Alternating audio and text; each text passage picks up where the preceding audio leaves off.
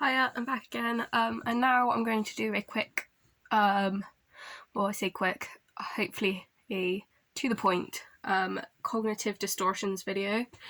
Again, I'm not a therapist, psychologist, anything in the medical field. I am not qualified besides a level 3 education in terms of this, and I'm not qualified to be giving you advice, but this is a theory that I was looking at online, and I'm reiterating that to you in a way that I understand and is correct. So yeah. I'm so sorry, I always faff with the camera, don't I? So yeah, so basically cognitive distortions are where you see the world from a lens of a certain perspective, and a poor habit basically can add to the way you see the world, and it can just cause issues in how you perceive things, because a lot of the time I've heard that anxiety and mental health stuff is very dependent on how you handle something. It's not always the outside influence that's causing the issue, but the internal reaction to it. Not to say you shouldn't have a reaction to it, like having a reaction to it is normal, and part of that is processing what your reaction is to let it go. So I'm not saying ignore the reaction, but anyway, on to cognitive distortions. For example, being a perfectionist can create issues that can add towards cognitive distortions. So anyway, some of them are all or nothing thinking. So this can be overgeneralizing, basically catastrophizing. Oh, sorry, I've gone to the wrong thing there. All or nothing thinking. Sorry, I started speaking about the next one then. All or nothing thinking. So, yeah, just saying. Oh, I'm so sorry. I'm going to have to undo my trousers. All or nothing thinking is, yeah, obviously self-explanatory. Saying, oh, I've had this one cookie, let's ditch the diet, or this person's given me this bad look, they hate me, sort of thing. That's a bit over extreme, but that's probably goes on to the next thing of over generalizing. Because all or nothing thinking and over generalizing can then lead you to get easily disappointed with with things, because you're not like taking them in context or allowing yourself to process them in the right way. The next one is black and white thinking, which is kind of similar, but it's like, yeah, it's like, oh, if I don't get to this level of my work, I will fail at life. Or like, if I don't get this partner, I will never marry anyone else. Do you know what I mean? So again, it's just unhelpful, defeatist attitudes, and this kind of goes together. In fact, no, I'm going to do it in the right order because I'm going to get confused. Catastrophizing, yeah, catastrophizing. So yeah, again, similar thing in terms of just, you know, everything's going so bad, it's going awfully, I hate like this person, and stuff like that. Catastrophizing, yeah, emotional reasoning. So yeah, this is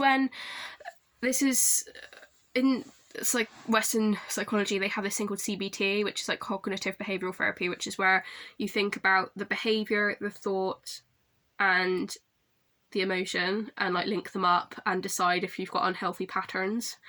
But going from a place of emotional reasoning, you're having a bad day and you're feeling shitty, and like low and crappy, and you're saying, I'm depressed as a person, or I've done something a bit stupid and they say, I am stupid, I am an idiot, where they just feel a bit stupid and they feel like an idiot because they've done something maybe unreasonable, unethical, maybe a bit, what's the word, just a bit like, you know, not the wisest thing, if you like.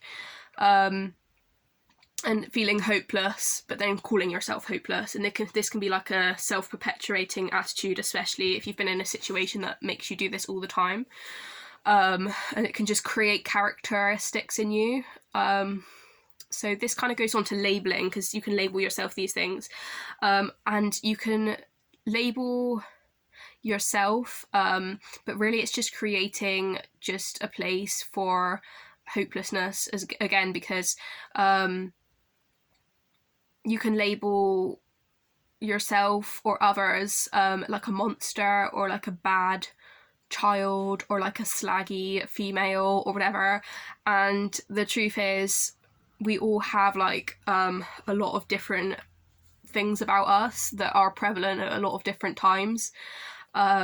So seeing one aspect of someone, but you're basically judging them by labeling them. And I know we all have this like limited capacity to compartmentalize, so of course we have to do this, but being aware of maybe a continuous labeling process of others or yourself, because you can also label yourself, like, you know, if you have a long-term history of depression, to label yourself a depressive person could be really unhealthy for your later development. And not to say if you have long-term depression that you shouldn't label yourself a depression, because I've spoken about on my stigma videos towards mental health, it can be helpful to explain that to others and yourself as a way to allow them to understand the issues that you're confronting. So I'm not saying that, but I'm saying having, for someone that's maybe not in that category, to label yourself as, I'm never going to get any better, I'm always going to be depressed, and life will never improve. So there's a difference between saying I suffer with depression and saying life will never improve, and saying I will always be this way. That's a defeatist attitude. Saying I suffer with depression and I'm working on myself, you know, it's kind of different, because even saying I have depression, full stop, versus I will never improve, that's a defeatist attitude. This is a piece of information. Do you know what I mean? And it's just within yourself. It's not to say you shouldn't have that attitude, but it's saying, is that helpful for you to say I will never improve? Of course not, because it's a negative, untrue statement, because that's not the case, is it? To say that you will never improve, that's an emotionally charged label, and an emotionally charged reason and stuff like that. So that's an opinion at the time. It's not a fact, because we never are, we will never improve at anything, because we all have this immense like capacity to improve and be different, because things go like this all the time for everyone. So anyway, mental filtering is the next one, which basically is about ignoring the good in yourself or others. So you can do this, maybe ignoring the good in others, potentially a boyfriend, and ignoring the effort they're putting into a relationship with you, and just looking at the bad stuff. Or ignoring the good in yourself, saying I'm not performing well enough, and just seeing the bad. So you're basically you don't feel you're giving enough energy to a situation, which is difficult to do. I've spoken recently about energy in a previous video, which I'll link below, and the fact that we don't have all the energy we would like to put efficiently, and yeah, ignoring the good, ignoring the bad in yourself can also be a case where you can say I'm perfect, everyone else is the problem, which again, not healthy, because you're gonna dismiss everyone in your life that doesn't live up to your standards of perfection, which is impossible anyway. And you're going to blame a lot of people and probably hurt a lot of people in the process, and also you're hurting yourself because you're deluding yourself. So there we go. And also you can do this by putting others down. If you do have that grandiose attitude of like, I'm never flawed in anything. I understand that people, especially with high narcissistic traits, have a delicate ego sometimes, and that can be something that some people suffer with, in terms of that can come out as grandiose and, you know, like stuff like that, because they're trying to protect their ego, and that is a valid point. But when people use it to elevate themselves above other people, it can really bring other people down, which is also something to be aware of. Personalization is the next one I'm going to be talking about, which basically means, by the way, I've only got 2 more points to go, so if you're tethering a bit, this is why. Tethering? What's that word? I can't remember. Just if you're flagging, shall I say. Blaming yourself for things beyond your control or taking things personally. So yeah, just sort of like, and I've noticed I do this, and I've spoken again in the video I've linked below that I just talked about this.